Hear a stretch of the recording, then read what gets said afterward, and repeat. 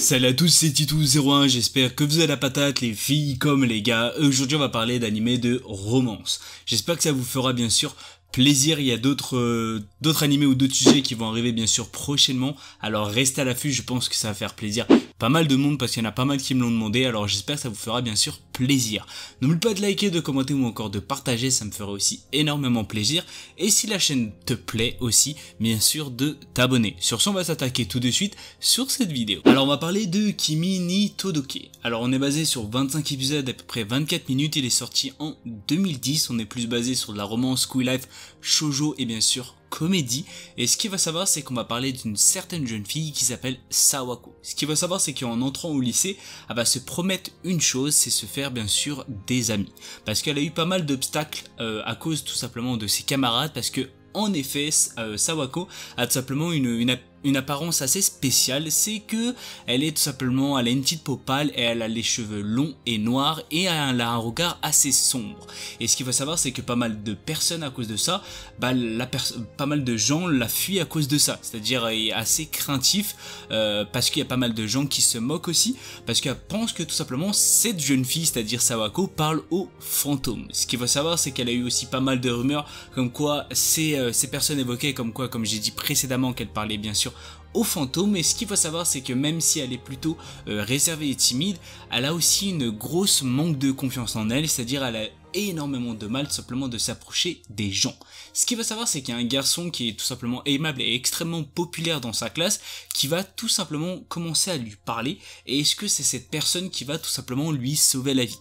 Ce qu'il faut savoir c'est que j'ai une chose à dire et vous allez le remarquer au fil du temps dans l'anime, comme quoi il ne faut pas juger les personnes sur bien sûr leur apparence. Dans tous les cas je vous conseille fortement parce qu'il est vraiment bon délire si vous préférez, et sincèrement on apprend pas mal de choses qui, et pour ma part vraiment très bien je pense pour bien sûr la vie d'aujourd'hui. Alors on va parler de Plastic Memories. On est basé de 13 épisodes à peu près 20 minutes, on est sur de la romance, sur du cyborg, du quotidien et de la comédie. Alors ce que j'ai à dire c'est que celui-là est un de mes animés aussi préférés point de vue romance. Alors bien sûr le top 1 sera bien sûr Toradora, mais celui-là vraiment est extrêmement spécial et je pense que pas mal de personnes vont l'aimer.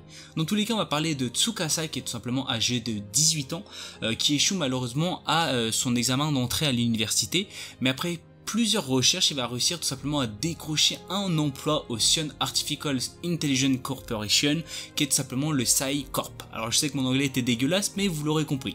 Ce qu'il faut savoir, c'est que cette entreprise est l'origine tout simplement de la création des Giftia. C'est tout simplement des androïdes qui sont extrêmement bien avancés, presque comme des humains tout simplement normaux. Cependant, contrairement aux humains normaux, les Giftia ont tout simplement une durée de vie qui est tout simplement de 9 ans et 4 mois, c'est-à-dire de 81 920 heures. Ce qu'il faut savoir c'est que Tsukasa va tout simplement va être assigné au premier terminal qui est tout simplement de charger, de récupérer les Giftia qui sont tout simplement en fin de vie pour tout simplement qu'ils perdent leur mémoire et deviennent bien sûr hostiles. C'est-à-dire bien sûr au-delà de simplement de 9 ans et des 4 mois, ils vont commencer à perdre leur mémoire et ils vont commencer à devenir hostiles. Ce qu'il faut savoir c'est que il va y avoir un fameux binôme Giftia qui va se nommer Isla, et bien sûr cette dernière est considérée comme la meilleure récupératrice bien sûr de Giftia.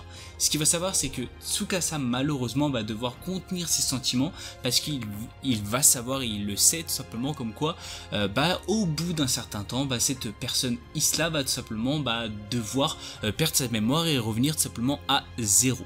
Ce que j'ai à dire c'est que sincèrement l'anime en lui-même est extrêmement beau, les personnages sont extrêmement doux et les OST ou encore ending ou encore opening sont extrêmement bien faits. Dans tous les cas je pense que vous allez adorer les deux personnages. Si bien sûr vous êtes une personne sensible, je vous conseille fortement soit d'être avec quelqu'un que vous adorez, soit d'avoir des mouchoirs tout simplement pour bien sûr essuyer vos larmes, parce que je pense qu'à certains moments vous allez bien sûr avoir des petites chutes du Niagara sur bien sûr des moments. Dans tous les cas je vous le conseille fortement parce qu'il est vraiment excellent. Alors on va parler de Sakurasu no Pet no Kanojo. On est basé sur 24 épisodes à peu près 24 minutes, il est sorti en 2012.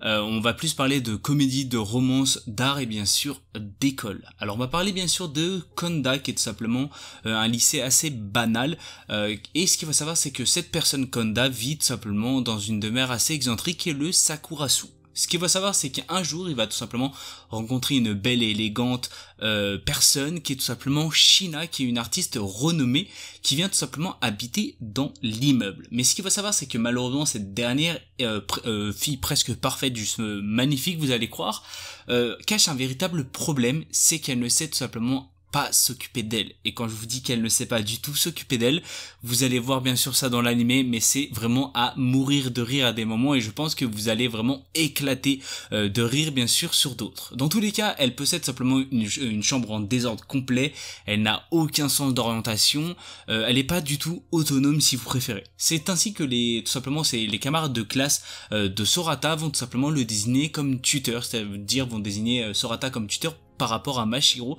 qui va tout simplement être une relation assez maître et animal de compagnie, et c'est là où tout simplement les deux personnages, vous allez bien sûr les découvrir. Dans tous les cas, vous allez adorer cet animé parce qu'il est vraiment extrêmement drôle et beau à certains moments. Dans tous les cas, vous allez voir bien sûr tout ça dans cet animé. Je vous le conseille bien sûr fortement parce que je pense que vous allez passer un bon moment, que ce soit avec votre moitié ou encore solo ou encore tout simplement avec des potes.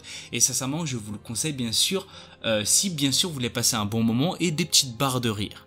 Alors malheureusement c'est la fin de cette vidéo, j'espère qu'elle vous aura fait plaisir.